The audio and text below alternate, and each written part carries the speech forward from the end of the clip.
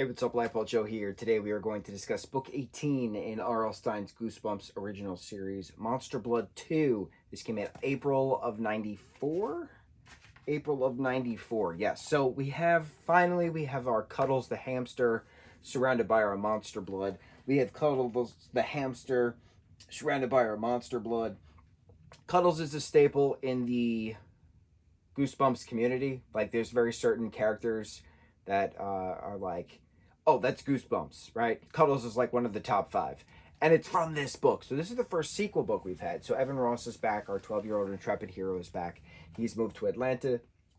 He is trying to convince all of his new school mates that Monster Blood happens, that him and his friend Andy from, the neighborhood where his aunt lived, that they had met the past summer. They had the adventure with Monster Blood, and nobody believes him. No teacher believes him, obviously. So he's not intentionally causing problems, but he's causing problems, right? Nobody believes him. Who's this new kid? Just making up stories for people to like him. There's this bully named Conan Barber, who everybody calls Conan the Barbarian, because he's just a massive 12-year-old, long, flowy blonde hair, blue eyes. He's referenced as handsome so many times in this, and it's just like Evan thinks he's so handsome and things, and I'm like, okay, well, that would not be a standard amount of handsome if you're thinking on an aesthetic front. Maybe Evan has a crush on him. Who knows? We don't dive into it. We don't talk about it, but I did notice it a lot. It wasn't like just one passing, like, this is the character's description.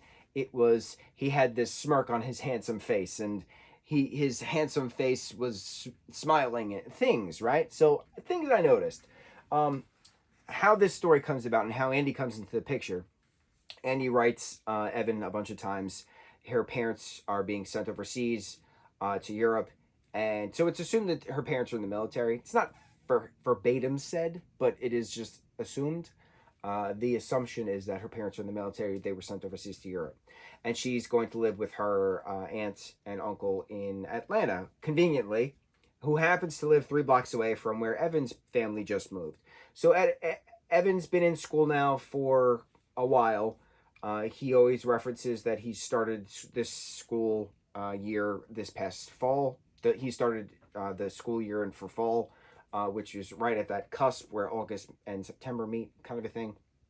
That he had the Monster Blood adventure at his aunt's house in that neighborhood in the summer. So the timeline is there. It's only like a few months later, and it's not a full year because everybody is still in that 12-year-old 7th grade time period.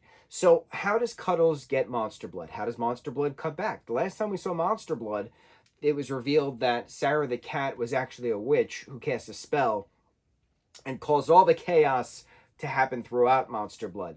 And then Monster Blood disintegrated, and then that was it. We didn't see it anymore after Sarah was defeated.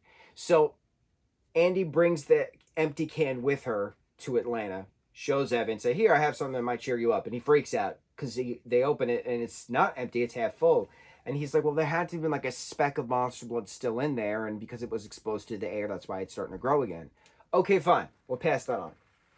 So then it's now a matter of they're trying to bury it in a park by the tree.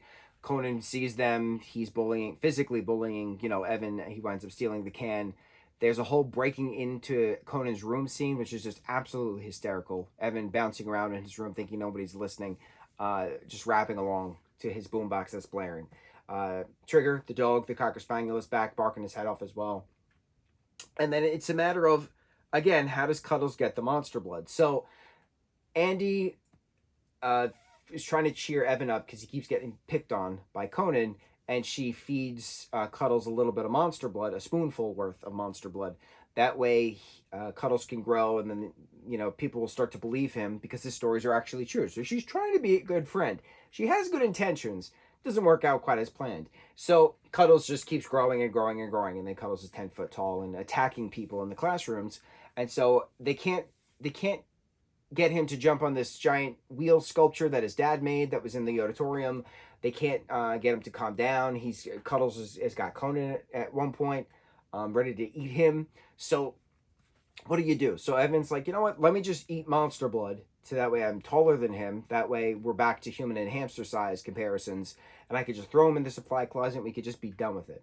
But then it's a matter of after you're that tall, how do you shrink back down? How does the monster blood wear off? If and how is the monster blood still activated now that it's touching air again? But is it the monster blood itself has to touch air to keep growing, or is it still partially cursed from Sarah the cat in the first book? Not specifically stated, but we'll come to a conclusion at the end of this conversation. So Evan eats, but then he winds up being as tall as Cuddles, and Cuddles is still a massive brawler animal, and then tries to eat Evan, and then they're wrestling, and then eventually there's just a pop, and they both shrink back to the regular size. And I'm like, wait, what happened? Very abrupt. What happened? What's going on? There's nothing happened. There's no more witchcraft. So what happened? And then Andy's picking up the can, and there's only the words monster can and then, you know, thing under it. There's no instructions, nothing like that. But there's an expiration date on the bottom of it, and it specifically said that the blue plastic can. So I planned on making a metal prop, but the can is not metal, it's plastic. It's the same can that was in the first one. So it's a plastic can. So I'm thinking it more of a container, so a plastic container, quote unquote can, because I don't know any soup cans that are plastic. I don't know, man, but it was specifically referenced as the blue plastic can. And I was like, but cans are metal, so how is a plastic can plastic when a can is metal? I don't know. I'm going to not make a prop anymore because it's a little confusing, but we had the good intentions, then that's what counts. This book specifically says plastic. I made sure to read it 7 times to confirm that it says plastic, not metal. So on the bottom of the plastic can, it says an expiration date, and Andy starts laughing in the classroom, and she's like, "Oh, well, the monster blood expires today, so obviously the magic expires today, and that's why you both shrank back." So they put the lid on. They put it, you know, on the desk in Evan's living room, and the science teacher who had Cuddles the hamster in his classroom brings Cuddles to Evan as is the reward, saying, "Thank you for saving the school. You know, this is your reward." And Evan's like, "No, I don't want the hamster. That was the whole point of this." And then they go eat their dinner, and then they come back, and Cuddles is eating some monster blood on the desk. So what happens next, right? So it's interesting because will anything happen to Cuddles now that the monster blood's expired, so it doesn't have that growing capability anymore?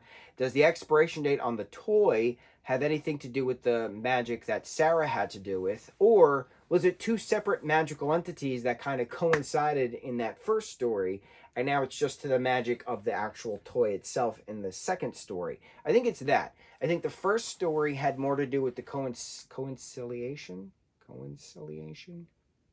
There's a word. Coinciding. Coincidation? It's not a coincidence. Coincidation. I don't know. Whatever the word I'm trying to get out. That is it the 2 different magics, the toy magic and the witch magic, coming together to create the plot points for the first story, versus the second story, which is just based on the actual magic of the toy, which has an expiration date. So there's a Monster Blood 3 and there's a Monster Blood 4. So how does that happen? Because I'm pretty sure 3 and 4 are Evan's stories. Evan is I'm pretty sure, and I could be misquoting because I'm only 18 books in this reread of all of these books. And I don't remember most of the episodes in the 90s TV show. I remember some of them, not all of them.